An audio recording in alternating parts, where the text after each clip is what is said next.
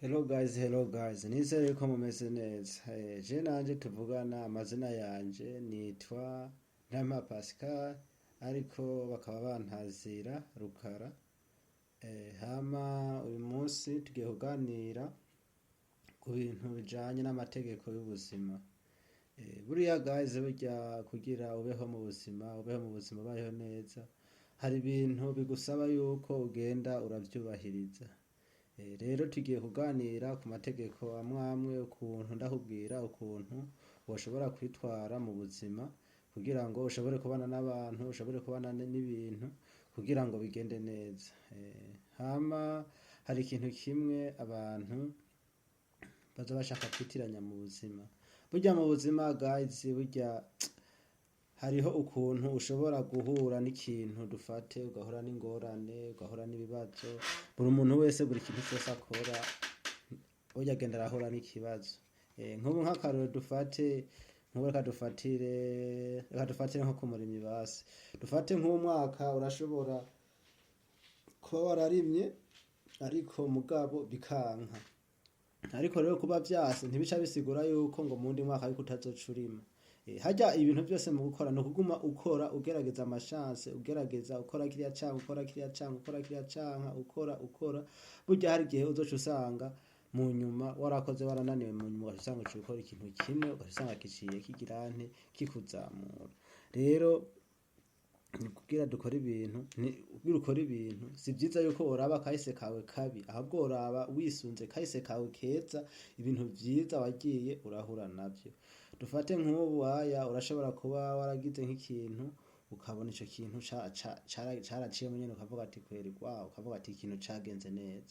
Ico ni ikintu c'ingenzi cane mu gihe uba uriko urakora ikintu uca wisipoza ukavuga ati mbo iki niki kiriya ciza naragikoze caragenze neza. Rero niki ugashiramo ukwizera. Burya hari ikintu nababwira, burya kwizera kurarema. Urashobora kwizera ikintu, burya ikintu wizereyemo nico kikubaho. Hama guys, hari ikindi kintu cane nako nyene n'akantu k'ingenzi.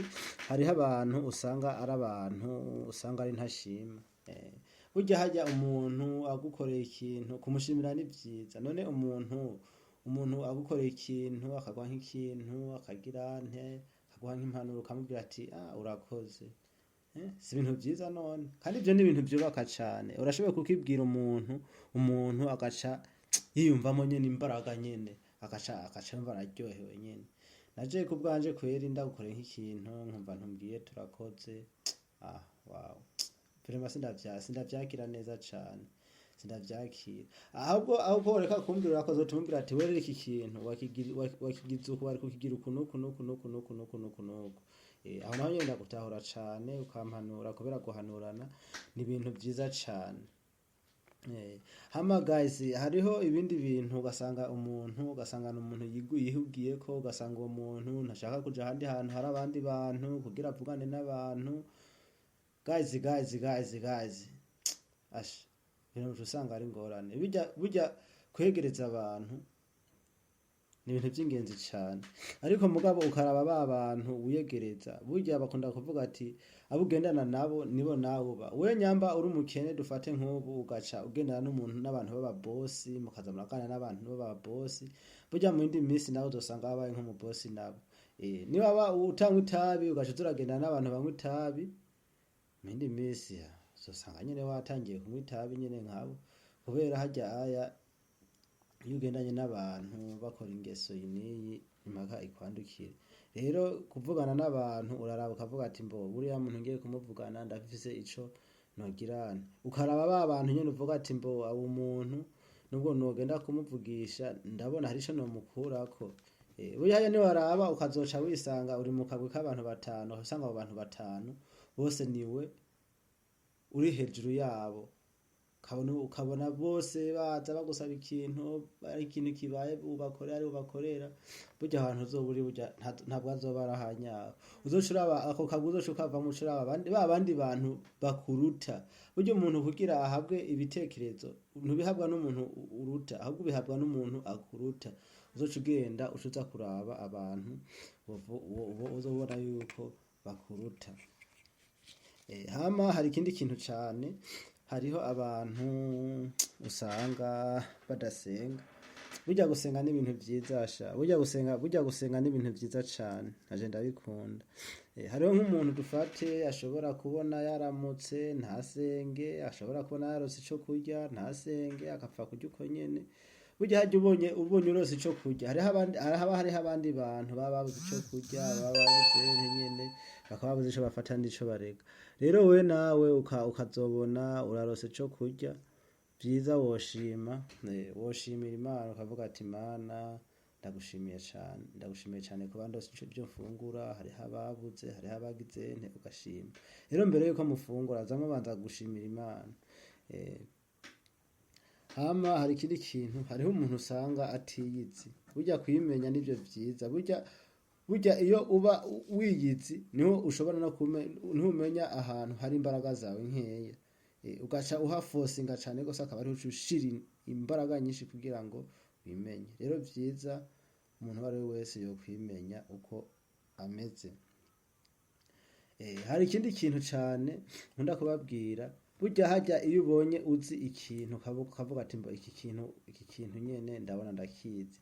Kandi ico kintu wabona ukizi ukabona nyene yuko ugikuramo nyene umusaruro, ukavuga ati mbo iki naho ndakizi mugabo nta musaruro nyene urengeje ndagikura. Burya ico kintu ubona nyene ubuzi nyene ushobora kuvuga ati mbo urashobora kubikura. Burya ikintu nobabwira. Burya nyamba ukoze ikintu ugiye ugashuruza ibintu ukabona urungitse 1000. Burya birakunda yuko wocuruza ukunguka n'ibihumbi 2. Rero niba wabona ikintu ushoboye kugikora ukavuga ati mbo iki kintu ndashoboye kugikora kugeza ku rugero urunuru, uragenda hirya no hino ugashaka ubushakashatsi ukizirika kuri ca kintu mpaka ukivyaje umusaruro. Rero ico nobahanura no kwizirika kuvyo uzi gukora. Nivyo vyoba vyiza cane aho kuza kwizirika ku bintu udashoboye kugira gukora.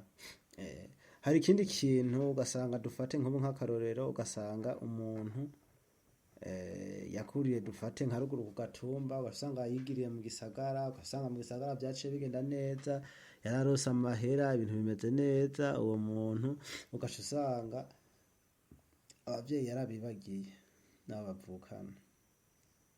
Burya ivyo bintu birababaje cane. Guys, ivyo bintu birababaje cane.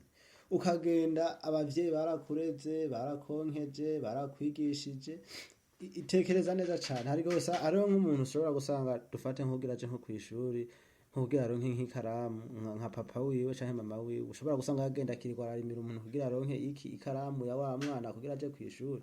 Ugasanga papa wawe yirirwa kwikorera umuzigo kugira aronke ya karamu kugira uje kw'ishuri.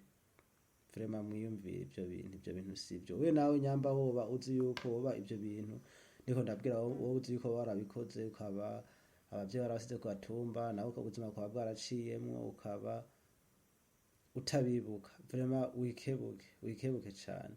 Nk'ubu sipozo yuko nk'ubu dufate nkawe nk'ubu ufise imiduga muhira, ufise amazu meza, urara ku matera meze neza, ariko muhira ugaca usanga namuzehe wawe agwaye kugira bamujane kwa muganga barinda kuza gutira ikinga. Naho nyine abo yagiye gutira ugasanga baramushinyagurije. Ugasanga baraye ubusa mugowe nawe injya wama wazimenye.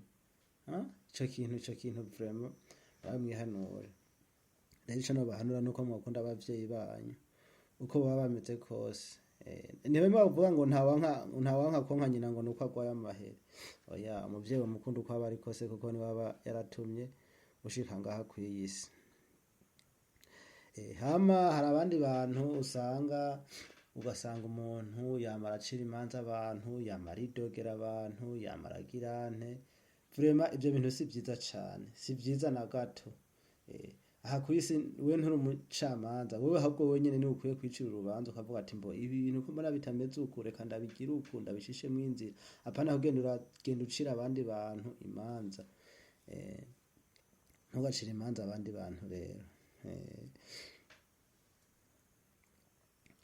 Hama hariho nk'umuntu usanga guys, ugasanga uwo muntu kugira atera imbere, ugasanga n'umuntu arara kwiba, ugasanga n'umuntu yica abantu, ugasanga n'umuntu akora ibiki n'ibiki, amafuti.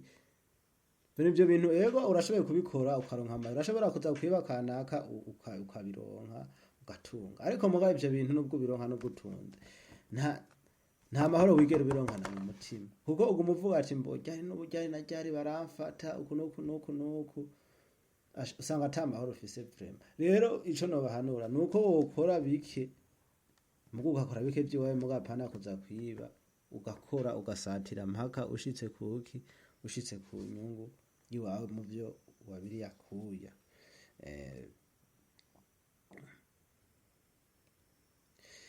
Hama hariho abantu usanga umuntu ugasanga dufate ari nko mu bantu ugasanga ikintu cyo kuvuga ngo yumvirize ugasanga wapi ugasanga no kumavuga gusa.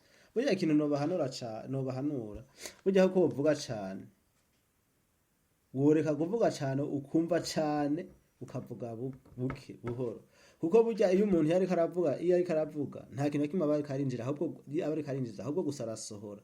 Ariko muga iyo ujya muntu ariko arumviriza aba ari kariga guys, aba ari kariga cyane, aba ari kariga. Rero wewe nyamba nawe ukunda kuvuga amajambo wora bukayagabanya ahubwo ukaza urumva cyane.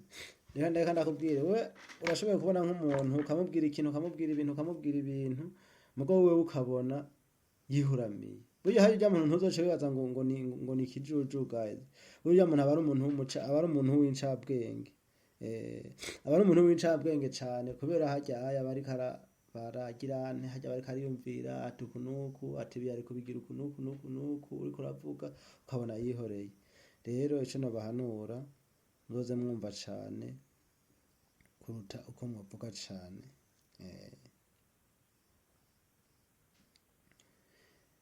Hariho abantu usanga umenga byo mu buzima ugasanga umenga ubuzima bwaramucanze. Ikintu rero nobabwira ugasanga ariko ariruka kuri ibi na biriya bidafise akamaro, ibi na biriya. Rero ikintu nobabwira nuko wokwiruka ku nzozi zawe, ahako wokwiruka ku ibindi wovyihoza mugabo ukiruka ku nzozi zawe. Hama hari abandi bantu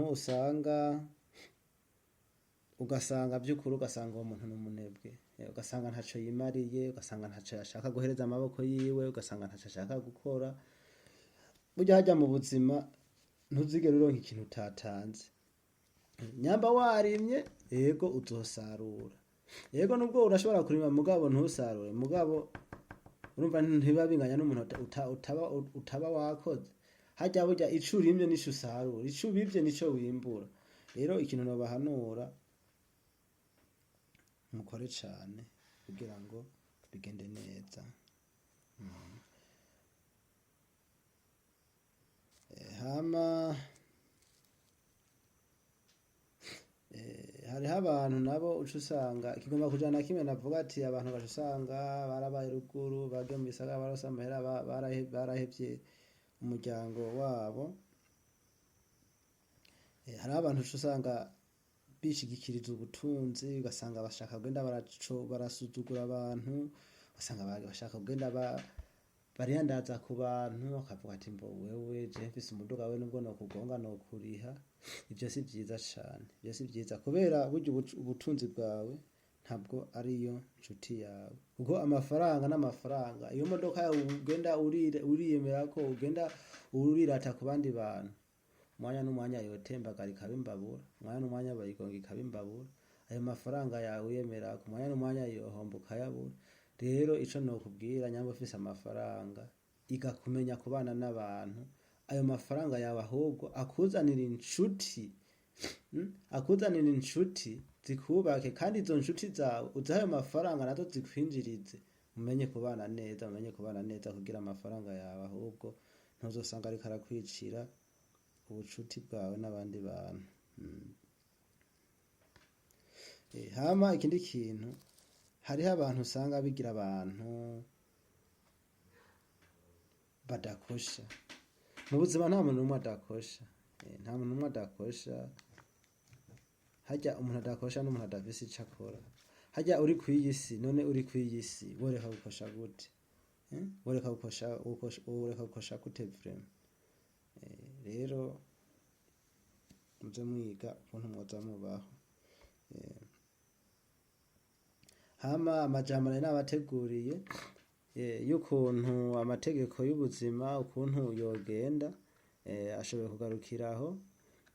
Hama we nawe uba wadutegereje ukaba wumvise ikiganiro cacu coba cakuryoheye, ico twogusaba nuko wokora sabone cyangwa ugakora like, ugakora comment, ari ibintu woba wumva vyoba bikubakiye ukavyandika muri comment kugira ngo tuzobikoreko ikiganiro tubivuge. Burya jewe comment ndakunda kuzisoma cane kuko ni ikintu c'ingenzi cane. Hama sawa, murakoze, mwarahezagiwe. Ciao ciao, mugire imigisha, mugire amafaranga n'Imana. Sawa sawa.